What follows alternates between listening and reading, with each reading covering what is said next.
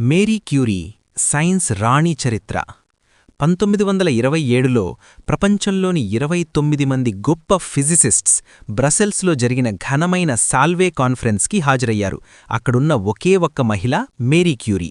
ఆమె జీవితం నిండా ఎన్నో ఫస్ట్స్ ఉన్నాయి. నోబెల్ ప్రైజ్ గెలిచిన మొదటి మహిళ ఆమె. 2 సార్లు నోబెల్ ప్రైజ్ పొందిన మొదటి వ్యక్తి, అది కూడా 2 వేరువేరు రంగాల్లో ఫీల్డ్స్లో సాధించిన ఏకైక వ్యక్తి. రేడియో యాక్టివిటీ పైన ఆమె చేసిన కృషి వల్ల మొదటి ప్రపంచ యుద్ధంలో లక్షల మంది ప్రాణాలను కాపాడబడ్డాయి. కానీ అదే రేడియేషన్ చివరకు ఆమె ప్రాణాలని తీసుకుంది. మేరీ క్యూరీ నవంబర్ 7, 1867లో పోలాండ్లోని వార్సాలో జన్మించారు. అప్పుడది రష్యన్ ఎంపైర్ ఆధీనంలో ఉండేది. ఆమె పేరు మారియా సలోమియా స్క్లుడౌస్కా. ఆమె తల్లిదండ్రులిద్దరూ ఉపాధ్యాయులే. తల్లి బ్రొనిస్లావా ఒక ఘనమైన బోర్డింగ్ స్కూల్కి హెడ్ టీచర్గా ఉండేవారు. తండ్రి వ్లాడిస్లావ్ ఫిజిక్స్ మరియు మ్యాథ్ బోధించేవాడు. ఆయనకి తన పోలిష్ ఐడెంటిటీ అంటే చాలా గర్వం. అందుకే రష్యన్ అధికారి ఆయన్ని తక్కువ జీతం ఉండే ఉద్యోగాల్లోకి మార్చారు. ఒక బ్యాడ్ ఇన్వెస్ట్మెంట్ వల్ల ఆయన డబ్బులు కూడా పోయాయి. తన 5 పిల్లల్ని పోషించడానికి వారు స్టూడెంట్స్ని ఇంట్లో లాడ్జర్స్గా పెట్టుకునేవారు. ఇదే ప్రమాదకరంగా మారింది. మారియా పెద్ద అక్క జోఫియా ఆ లాడ్జర్స్ నుండి టైఫస్ దాకి మరణించింది.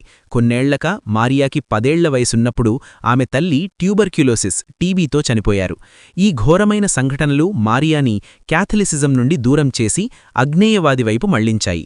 తన కుటుంబం డబ్బులు పోగొట్టుకున్నందుకు వల్ల నాన్న ఎప్పుడూ బాధపడేవారు. కానీ పిల్లలు మాత్రం ఆయన్ని ఒక మంచి మెంటర్గా చూసేవారు. మారియా హైస్కూల్లో టాప్లో ఉన్నా ఆమెకు యూనివర్సిటీకి వెళ్లే అనుమతి లేదు. ఎందుకంటే అప్పట్లో రష్యాలో మహిళలకు పర్మిషన్ ఉండేది కాదు.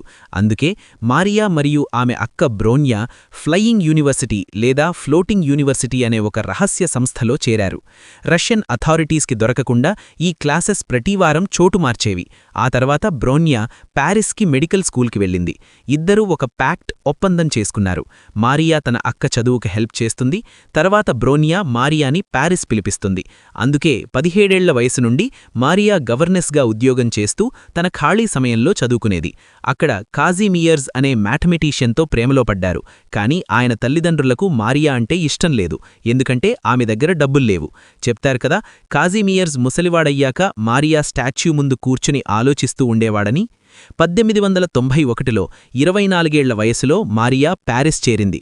ఇప్పుడు తన పేరు మేరీగా మారింది. సోర్బోన్ యూనివర్సిటీలో ఫిజిక్స్ మరియు మ్యాథ్లో చేరింది. మొదట్లో అక్క ఇంట్లో ఉన్న తర్వాత యూనివర్సిటీ దగ్గర ఒక చిన్న అట్టిక్ రూమ్ రెంట్కి తీసుకుంది. చలి తట్టుకోలేక లైబ్రరీలోనే ఎక్కువసేపు ఉండేది. చాలా గ్యాప్ రావడంతో ఆమె చాలా కష్టపడి చదివేది. ఎన్నిసార్లు అంటే అన్నం తినడం మర్చిపోయి కళ్ళు తిరిగి పడిపోయేది. కానీ ఆమె అన్నది, సైన్స్ ప్రపంచం నాకొక కొత్త స్వేచ్ఛనిచ్చింది. ఆమె ఫిజిక్స్ మరియు మ్యాథ్లో డిగ్రీస్ సాధించాక పోలాండ్ వెళ్లాలనుకుంది. కానీ అప్పుడే పియర్ క్యూరీ పరిచయమయ్యారు. పియర్ ఆమెకి తన ల్యాడ్లో చోటు ఇచ్చారు.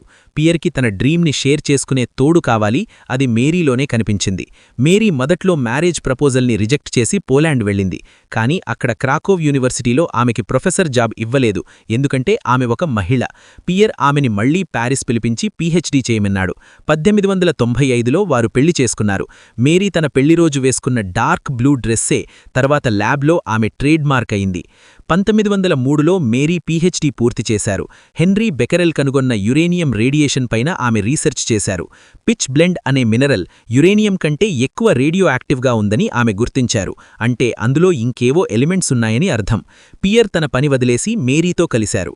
టన్నుల కొద్దీ పిచ్ బ్లెండ్ని ప్రాసెస్ చేసి వారు పొలోనియం పోలాండ్ పేరు మీద మరియు రేడియంని కనుగొన్నారు. 1903 physics Nobel prize Marie, Pierre మరియు బెకెరెల్కి వచ్చింది. నిజానికి ఫ్రెంచ్ అకాడమిక్స్ మేరీ పేరు ఉండకుండా పంపారు. కానీ స్వీడిష్ మ్యాథమెటీషియన్ గోస్తా మిట్టాగ్ లెఫ్లర్ పియర్కి చెప్పడంతో పియర్ మేరీ పేరు ఉండాల్సిందే అని పట్టుబడ్డాడు.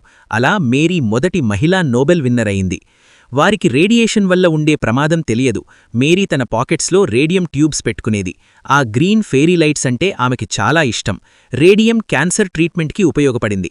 కానీ జనాలు దాన్ని టూత్ పేస్ట్లో, ఫేస్ క్రీమ్స్లో కూడా వాడడం మొదలుపెట్టారు. 1920స్లో 1 గ్రామ్ రేడియం $1000 పలికేది. క్యూరీస్ దాన్ని పేటెంట్ చేసి డబ్బులు సంపాదించవచ్చు. కానీ మేరీ అన్నది, రేడియం ప్రపంచ జనాలందరిది.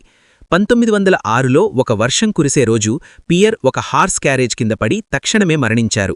మేరీ చాలా కృంగిపోయింది.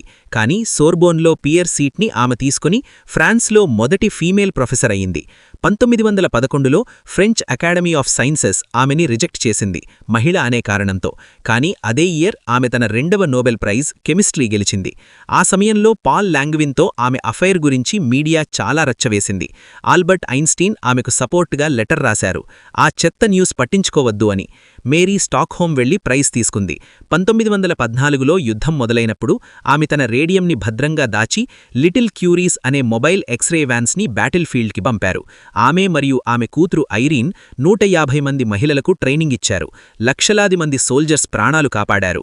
చివరకు ఎక్కువ రేడియేషన్ ఎక్స్పోజర్ వల్ల మేరీ అప్లాస్టిక్ అనీమియాతో జూలై 4, 1934న మరణించింది. ఆమె కూతురు ఐరీన్ కూడా తర్వాత నోబెల్ ప్రైజ్ గెలిచింది. 1995లో మేరీ మరియు పియర్ కాఫిన్స్ని ప్యారిస్లోని పాంథియాన్కి మార్చారు. మేరీ రిమైన్స్ ఇంకా రేడియో యాక్టివ్గా ఉన్నాయి. అందుకే ఆమె కాఫిన్ని లెడ్ సీసన్తో కొట్టారు. ఆమె రాసిన పేపర్స్ చూడాలంటే ఇప్పటికీ ప్రొటెక్టివ్ గేర్ వేసుకోవాలి. మేరీ క్యూరీ కేవలం ఒక సైంటిస్ట్ మాత్రమే కాదు, ఆమె ఒక పోరాటం, అడ్డంకులు దాటుకుంటూ ప్రపంచాన్ని మార్చిన మహిళ.